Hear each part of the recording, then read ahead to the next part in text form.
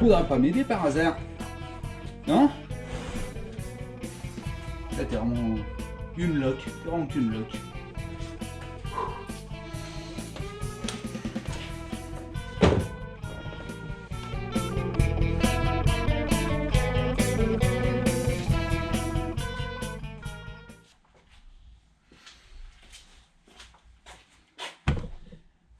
Salut à tous, bienvenue dans ce nouvel épisode.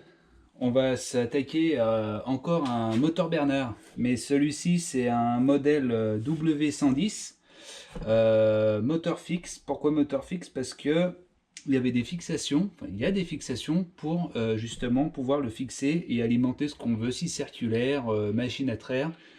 W110, il y a eu plusieurs modèles de celui-ci.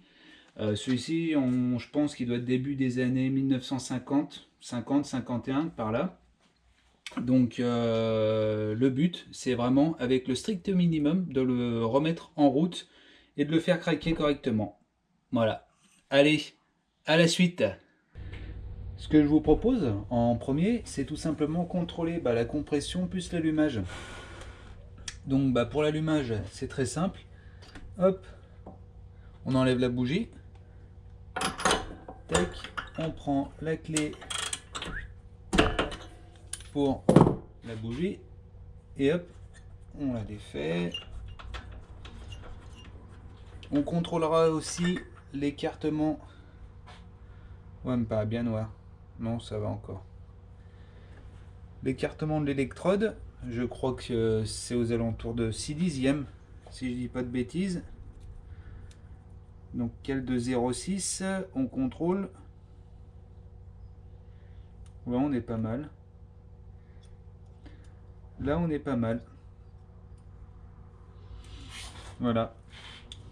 Après, ce qu'on peut contrôler, c'est la compression du moteur et l'allumage. Donc l'allumage, on va essayer de scaler la bougie par là, à un endroit où on peut voir quelque chose.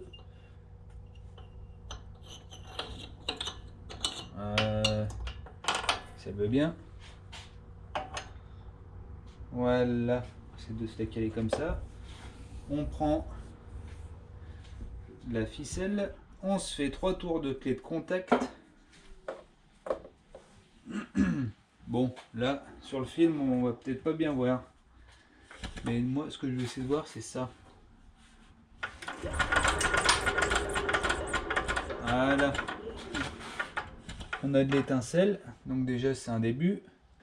Donc après, pour la compression du moteur, assez simple, hein. Déjà, regardez qu'il n'y ait pas d'aspérité qui en sorte, et voilà. On entend bien qu'il y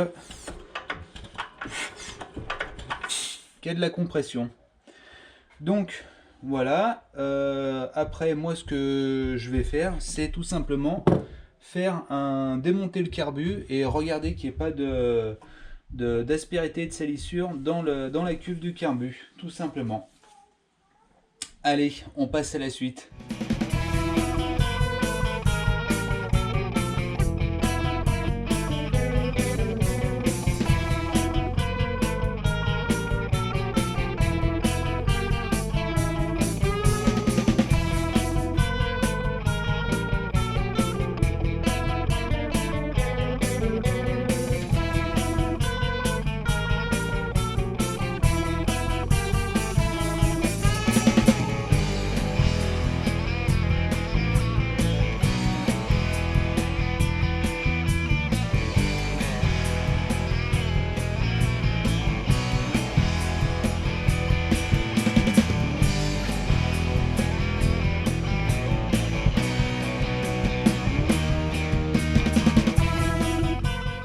Bon, après avoir contrôlé tout ça, j'ai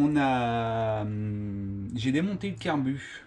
Sauf qu'il y a eu un loupé avec la GoPro, il n'y avait plus de batterie. Donc j'ai pu le remonter en le démontant. Je me suis aperçu qu'il y avait le joint juste derrière ce couvercle en alu qui était complètement défectueux, notamment dessous. Ce qui pouvait faire comme une grosse prise d'air au niveau du démarrage. Donc voilà, mais sinon le carbu est assez simple d'utilisation. Vis réglage ralenti, vis de richesse, ça c'est un petit loquet justement qui sert à démonter la cuve pour la nettoyer. Et après voilà, tout simple, là vous avez le starter. Et voilà, vraiment, vraiment simple d'utilisation. Bon, n'ayant pas la possibilité de refaire le joint, j'ai fait appel à quelqu'un, Antonin. Antonin, il tient son atelier de mécanique moto et vieille voiture. Vous irez voir sur Instagram si ça vous dit. Antonin, c'est le Martin Moteur. Martin Moteur, c'est le nom de son atelier. Donc super sympa, je lui ai donné un petit coup de téléphone. Il m'a dit écoute, passe à l'atelier, je te dépasse d'une chute pour refaire ton joint. Voilà. Donc après avoir contrôlé justement le niveau d'huile, parce qu'à mon avis ça c'est un moteur qui avait dû être quand même au point de vue entretien était suivi, parce que l'huile me paraît neuve, la compression est bonne, l'allumage est bon.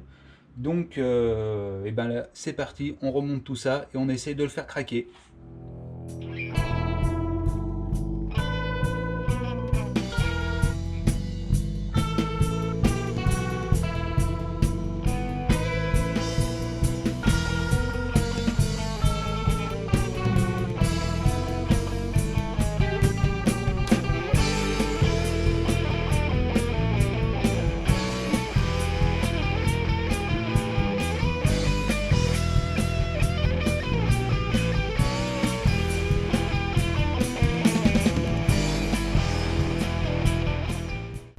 Bon, voilà, le moteur étant remonté entièrement, contrôlé aussi.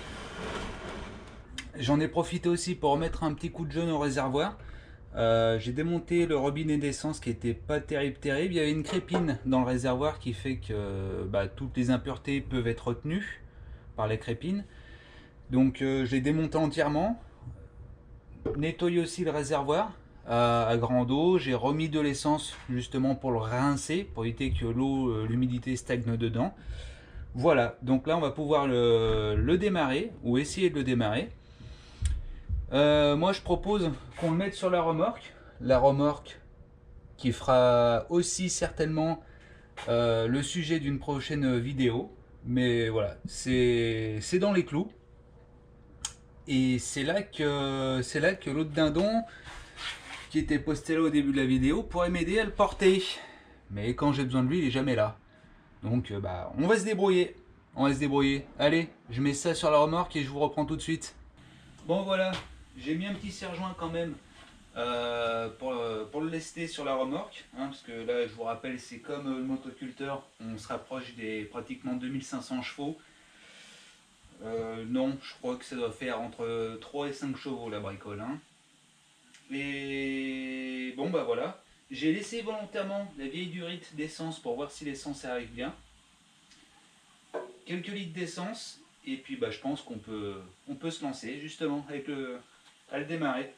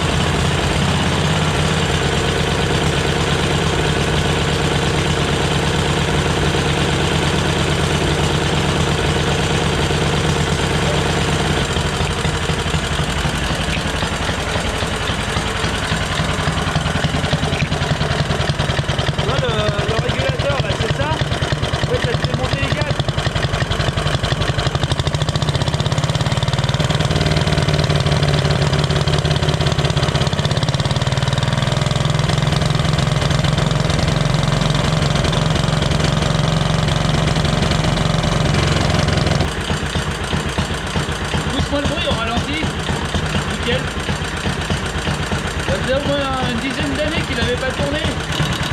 Hop, pour couper le contact.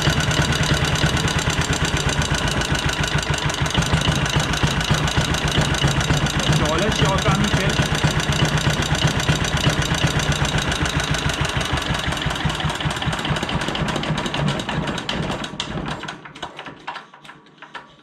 Bon, voilà. On a réussi à le remettre en route, le petit moteur Bernard. Donc c'était juste pour vous montrer voilà, qu'avec un peu d'huile de coude, un peu de curiosité, et ben on peut remettre un peu, parce que ça c'est considéré comme un outil de travail finalement. Les outils de travail justement, que moi j'ai du mal à accepter que c'était plus ou moins destiné à être mis à la ferraille.